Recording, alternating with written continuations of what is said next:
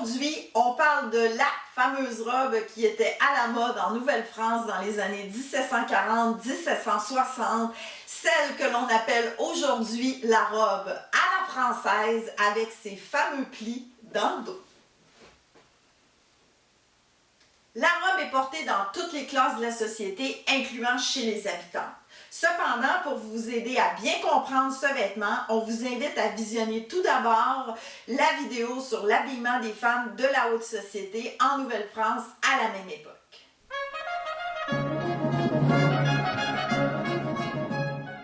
Dans les années 1740-1760, les plis en avant ne sont pas coupés. Parce que dans les années 1770, il va se mettre à avoir une coupure ici à la taille et on n'est pas encore rendu là.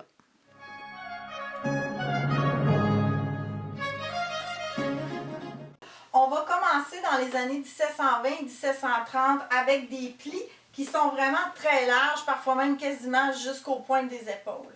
Puis progressivement, ils vont rapetisser, si bien que dans les années 1760-70, des fois, ils sont rendus pas plus larges que ça. Et on va aussi se mettre à les piquer avec des coutures ici.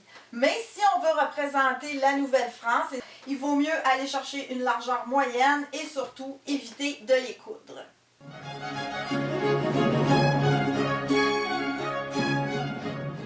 Dans les années 1720-30, on va avoir souvent des plis qui sont cousus ou retenus comme ça avec un ruban.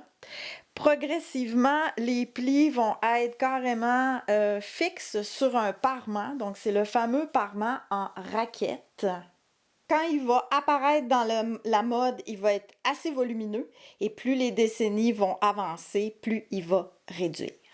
Ensuite, dans les années 1750, va apparaître la manche en engageante.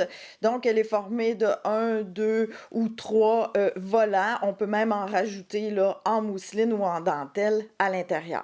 Finalement, dans les années 70-80, ça va être remplacé par la manche en sabot, donc qui est un petit peu plus longue et qui a ici là, plus ou moins là, de petites garnitures.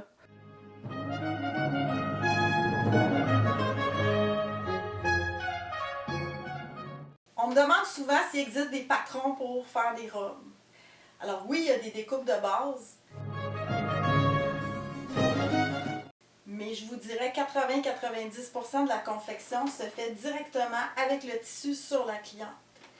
La première chose à faire, c'est la petite doublure qui va servir de soutien pour la robe, qui doit vraiment être bien ajustée sur le corps baleiné.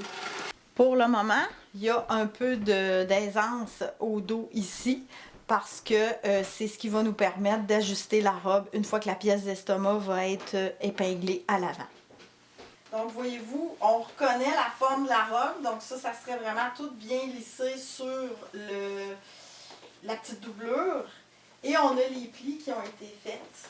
On a une piqûre ici et une autre ici. Alors celle-là, on la voit sur la couture de côté.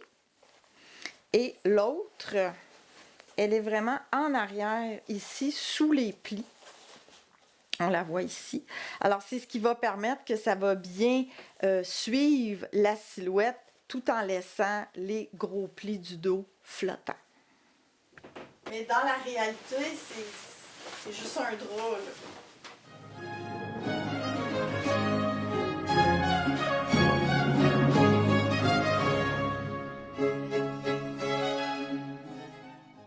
Moi aussi, je porte une robe, mais qu'on va appeler demi-robe. En France, on retrouve aussi le mot pète en l'air, mais ici en Nouvelle-France, il semble que c'était pas l'usage.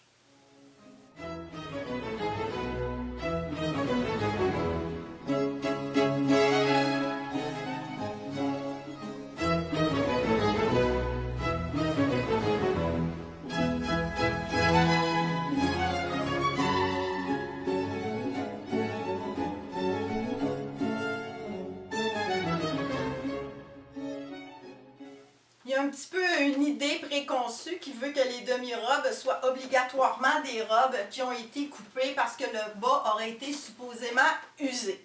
Alors en fait, je vous dirais, c'est un peu comme des shorts ou des bermudas aujourd'hui.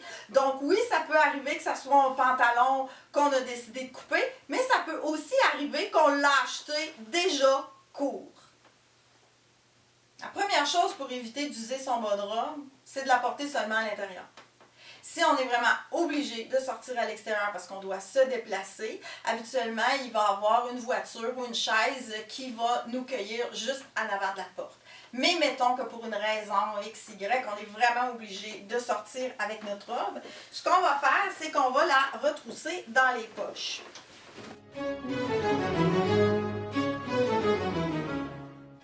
Ainsi, notre dame est absolument assurée qu'il n'y aura aucun problème pour briser son ourlet.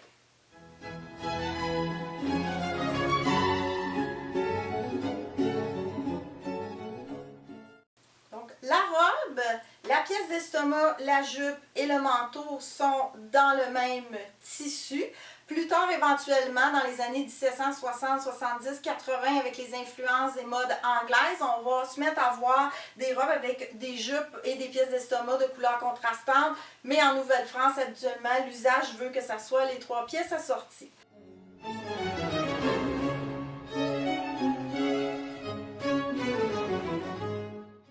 Quant à la demi-robe, pour ne pas se tromper, on met pièces d'estomac et demi-robe dans le même tissu avec un jupon contrastant.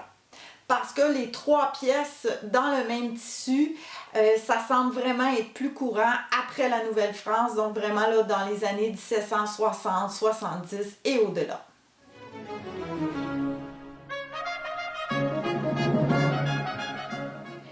Selon l'occasion et le rang social, divers tissus peuvent être utilisés. Par exemple, des lainages, des cotons imprimés, des soirées. Voici une robe en serge de laine tout à fait adéquate pour une habitante.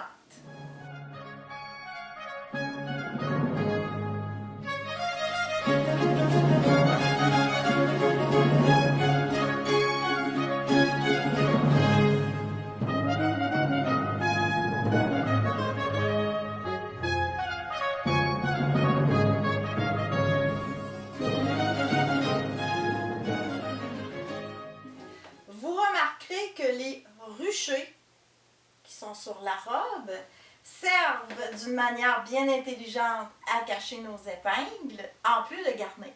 Lorsqu'on épingle le manteau de robe sur la pièce d'estomac, on va dissimuler les épingles soit sous le rucher ou sous le pli. Mais avez-vous vu qu'ici, c'est vraiment très étroit et plus on descend, plus ça devient large. Si bien que rendu en bas, donc ici on a vraiment un bon 3 pouces de large, puis ici à peine 1 pouce. Français.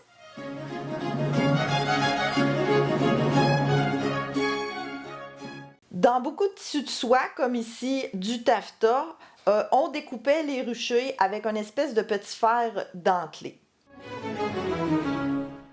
Éventuellement, ça s'effilochait, ça faisait partie de la vie normale du vêtement. Aujourd'hui, on peut utiliser un ciseau dentelé pour donner un effet similaire. Un ornement qui est très populaire à porter avec la robe, c'est de prendre un bout de rucher comme ça et d'en faire un collier avec le même ruban qui est assorti à la robe.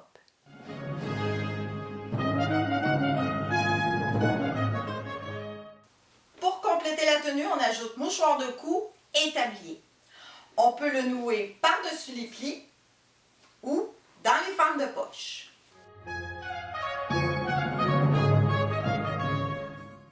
C'est encore plus beau.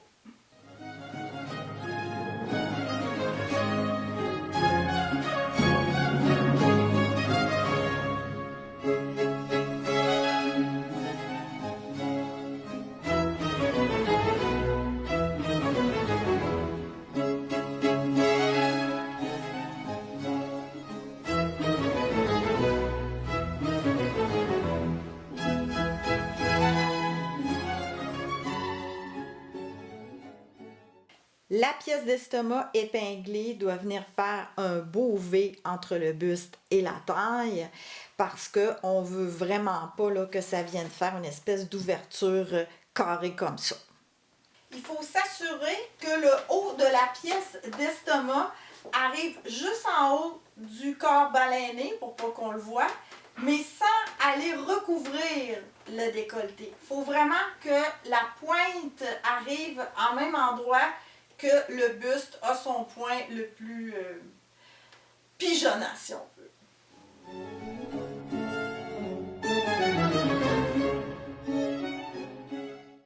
Épingler la pièce d'estomac sur le corset ou le corps baleiné permet que quand on va y fixer le manteau de robe, ça ne bougera vraiment pas et tout va rester bien en place. La jupe, elle arrive à la cheville et la robe, elle va être à peine à un doigt de distance du sol.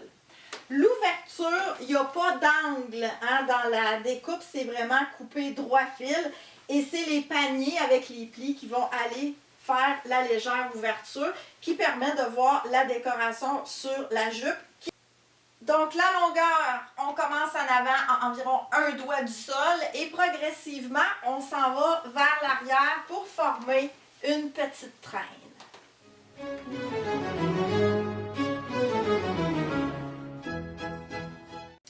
Une habitante va porter une robe ronde, c'est-à-dire qu'elle a été coupée aux chevilles pour être portée sans panier.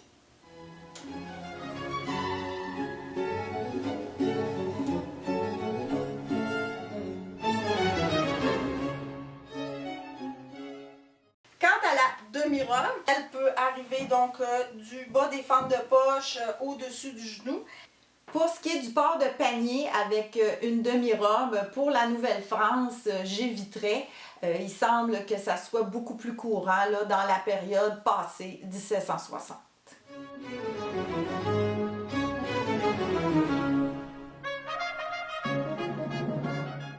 Pour économiser du tissu, il va arriver que l'on peut mettre les garnitures de la jupe seulement dans la partie avant qui va être visible dans l'ouverture du manteau de robe. Une autre dame pourrait même décider de faire l'arrière de la jupe au complet en tissu moins dispendieux.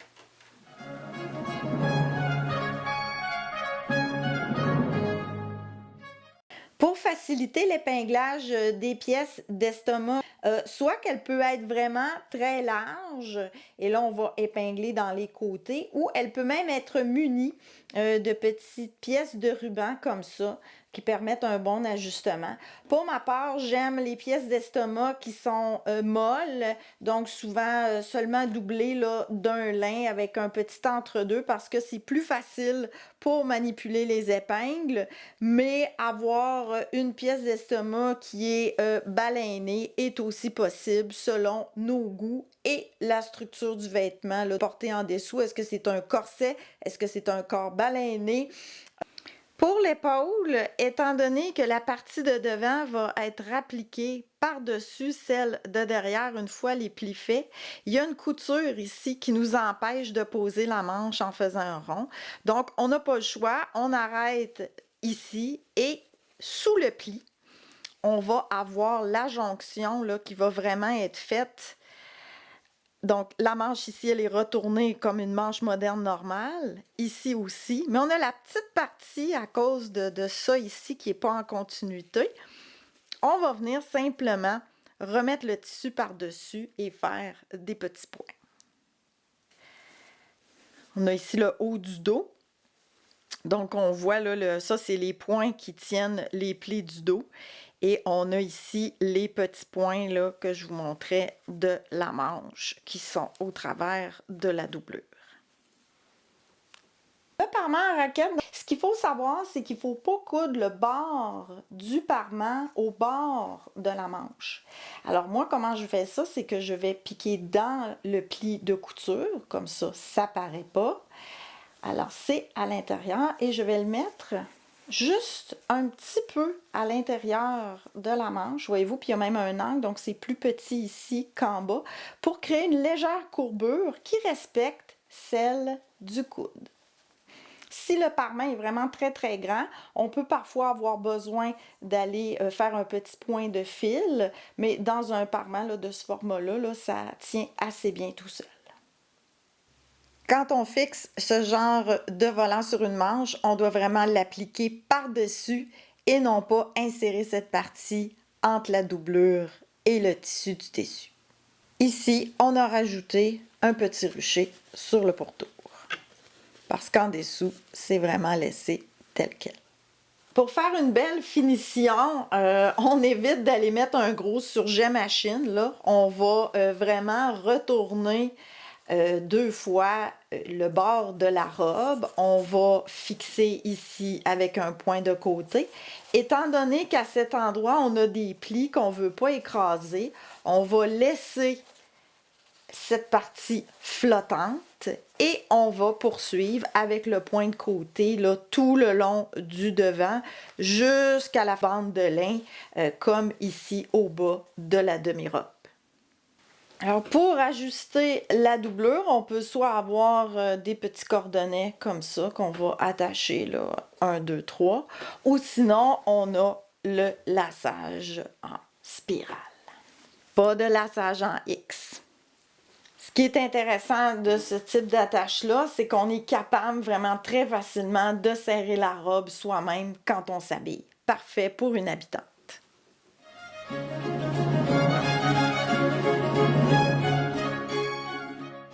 Aux hanches, on va avoir des plis qui vont s'ouvrir sur la fente de poche.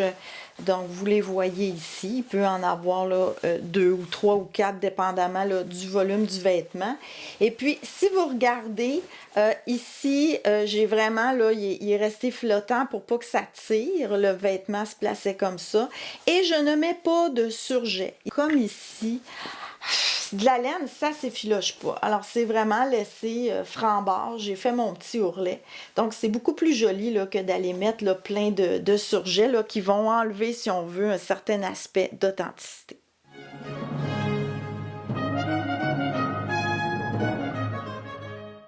Le ourlet va être terminé avec une bande de lin qui est appliquée à l'intérieur. Ça sert en fait à 2 choses, protéger le bas de robe du frottement s'il y a une traîne, mais aussi à faire une belle finition et donner un beau tombé au vêtement. Pour les demi-robes, on peut faire la bande un peu plus étroite.